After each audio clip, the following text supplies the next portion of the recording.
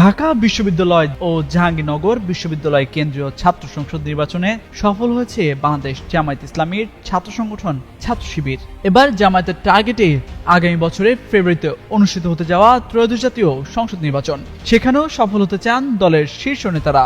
সেই লক্ষ্যেই সাজানো হচ্ছে পুরো পরিকল্পনা।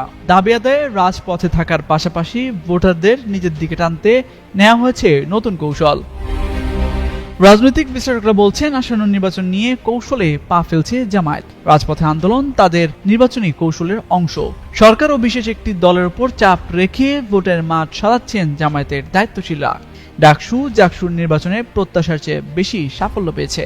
এ পরিস্থিতিতে দলটি কোনোভাবেই জাতীয় নির্বাচন হাতছাড়া করতে চাইছে না। Innovation for smarter life.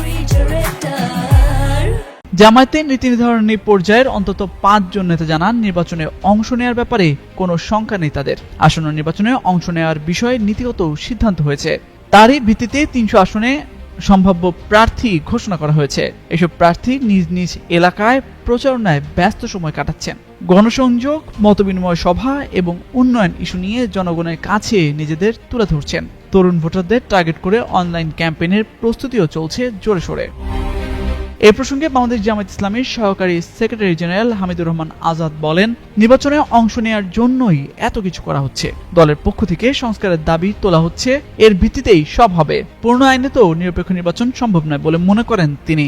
রাজপথে আন্দোলন করে দাবি আদায় না হলে নির্বাচনে অংশ নেওয়ার প্রসঙ্গে তিনি বলেন, এটা সময়ের উপর নির্ভর করবে।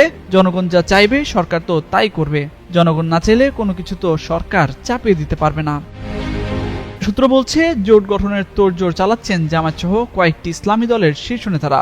এক বাক্সে ভোট টানতে নির্বাচনী সমঝোতার চেষ্টা অব্যাহত আছে। তবে আদৌ জোট গঠন হবে কিনা সেই সিদ্ধান্তে পৌঁছাতে পারেনি। এজন্য আরো কিছু সময় নিতে চায় দলগুলো। নির্বাচনী তফসিল ঘোষণার আগে কোনো সমঝোতায় পৌঁছানোর লক্ষ্য নেই তাদের। রাজনৈতিক বিশ্লেষক ও সাংবাদিক মাসুদ কামাল বলেন, নির্বাচনের আগে একটা রাজনৈতিক আওয়াজ তুলছে জামাত। এটার মাধ্যমে মানুষকে নতুন একটি পদ্ধতি সম্পর্কে জানানোর চেষ্টা করছে। ফেব্রুয়ারিতে যদি জাতীয় নির্বাচন হয় তাহলে এই নির্বাচনে পিআর পদ্ধতি বাস্তবায়ন সম্ভব নয়। জামায়াত আন্দোলন করলেও এই নির্বাচনে তারা অংশ নেবে বলে মনে করেন এই বিশ্লেষক।